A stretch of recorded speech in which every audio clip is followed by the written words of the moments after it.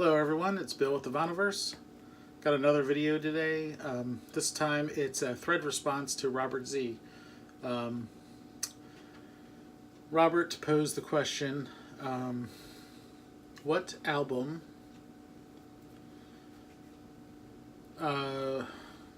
if you could hear for the very first time all over again? So erase all memory of that album and then put it on and hear it for the very first time. So I thought about this for a while. I kept thinking. I almost immediately knew what I thought I would talk about, but then I was trying to think, is that going to be too obvious for me? So I sat on this for a while. Now Robert told a great story. Really enjoyed his story. Check it out if you haven't watched it. I'll put the link below for you to see. But he talked about an album and his first time hearing it. He didn't want to mention the album or the band, so I don't want to give anything away. But it was just a great story.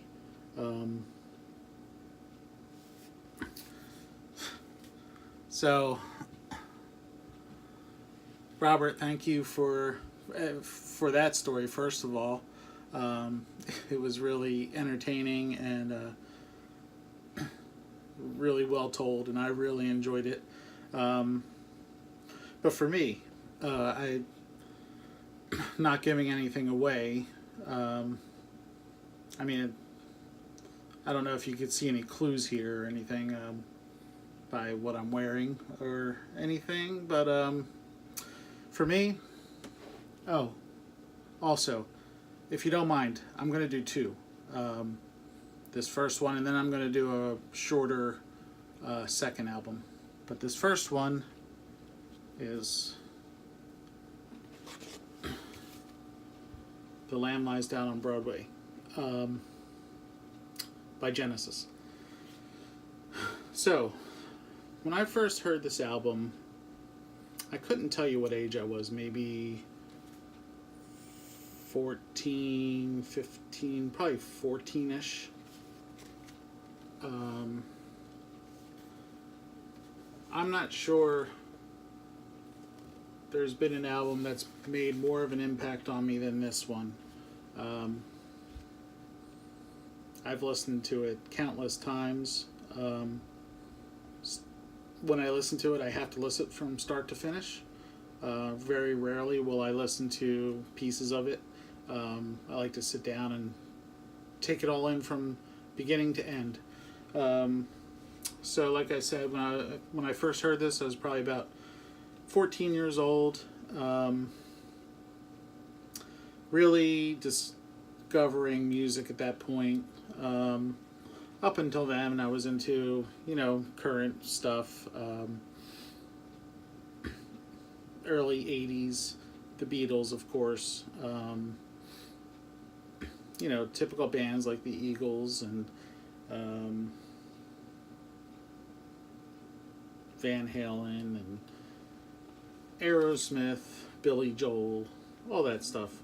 But I really started digging into different genres of music, discovered Genesis, but I started with Duke, and then Abacab, and then I started to work my way backwards. And the first time I listened to this record, it was literally a mind-blown experience. Put the needle on.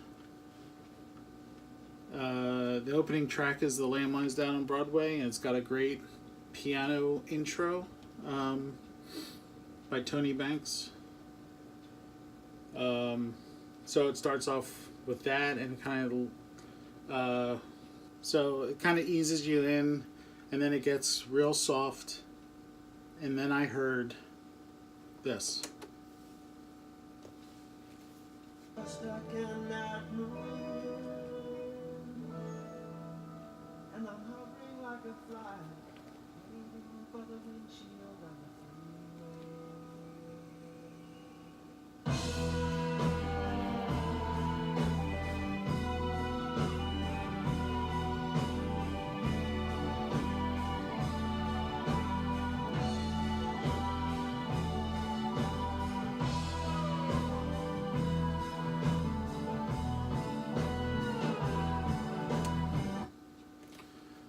turn it off there. Hopefully no copyright strike for that. If I remember correctly, I had headphones on, so you could imagine, yeah, blown away. And then the album is just incredible, and from the moment I listened to it, I knew, at least for me, it was a special album. If I recall, when it finished, I immediately started it over and listened to it all the way through again. So that's that was a real eye-opening experience for me. Never heard anything like it. I had listened to a couple earlier Genesis albums: Trespass, Nursery Crime, Foxtrot. Not sure I had heard Selling England by the Pound at that point. But this album really blew me away, and I still love it to this day. Now, I would love to listen to it for the first time now. Erase my memory, put it on the first time, and just have that experience of listening to it all over again, as if I had never heard it. Can't imagine what that would be like.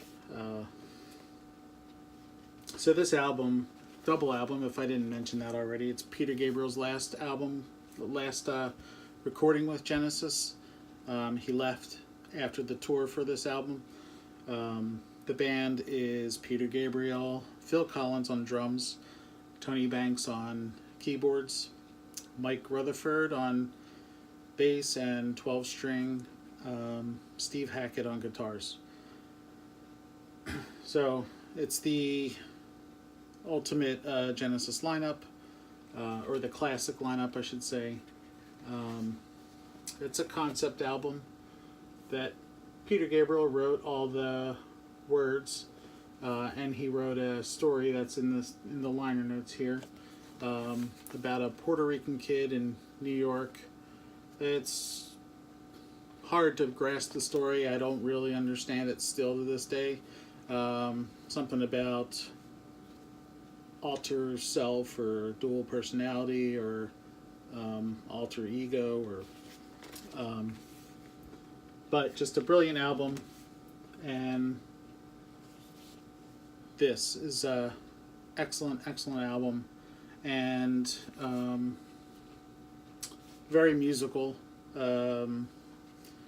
At this period of time when they recorded this, like I mentioned, Peter Gabriel wrote all the words and the story, while the other four members wrote the music for the most part. So they just jammed, put the tracks down, and then Peter Gabriel put the vocals over top of all that.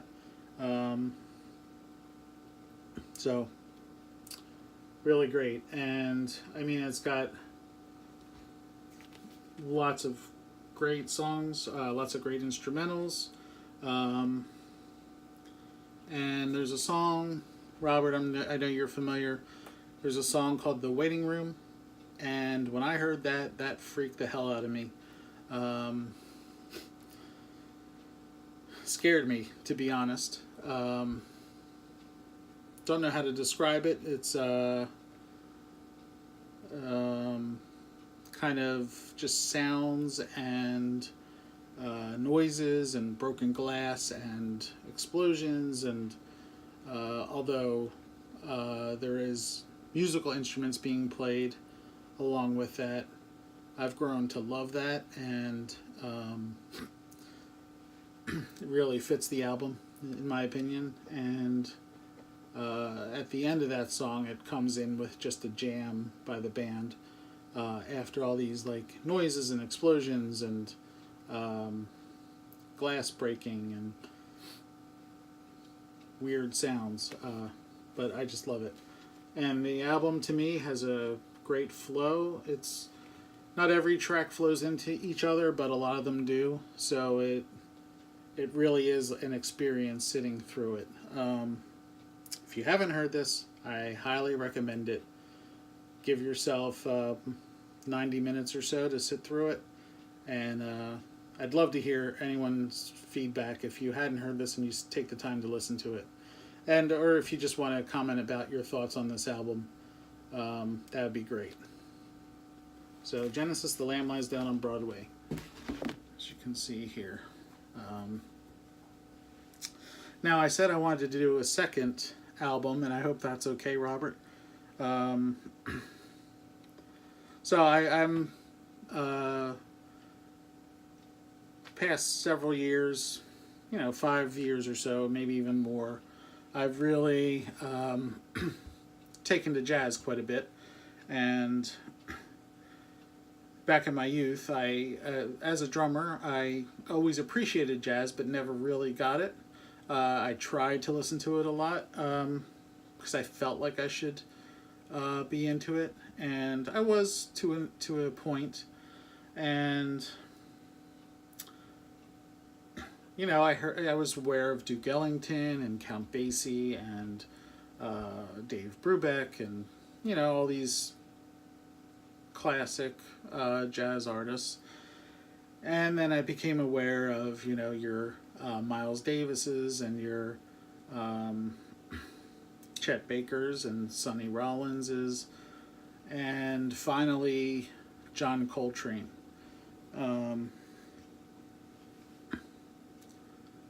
And when I heard this album, it was like, I don't know, a fog or something had been lifted from my ears.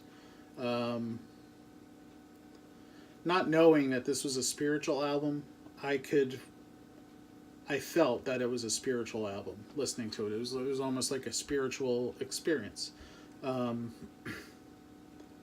From the gong that opens up the album and the saxophone intro, I knew there was something special about this, and I don't think I quite grasped it at the time, but I knew it was special. So that's why I wanted to show this album, because if I could listen to it now for the first time, where I have a much mature ear, I believe, I know more about jazz, and it would be interesting to see how I felt, or what it was like listening to this for the first time with my ear today.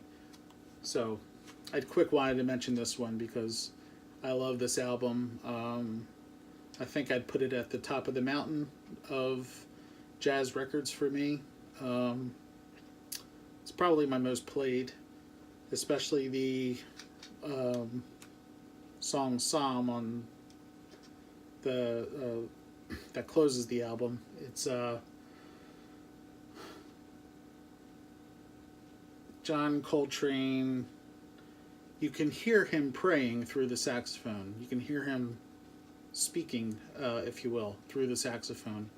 And it's truly an incredible piece of work. So, just wanted to share that. So that's it. Robert, I'd love to hear your feedback on your thoughts on these two albums, and what you thought of my stories. Thanks for this thread. I love when you do this stuff. Your first thread was fun, about songs that you're just sick of and you can't take anymore. Listening to some of those responses was great. So I hope a lot of people participate in this, because it's it's definitely interesting to hear the stories. Your story was a blast. So thanks for putting it out there. Thanks for being you.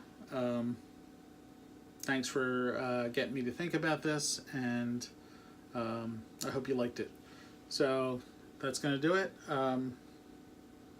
I'm standing in a different spot today because I wanted to do the little needle drop there.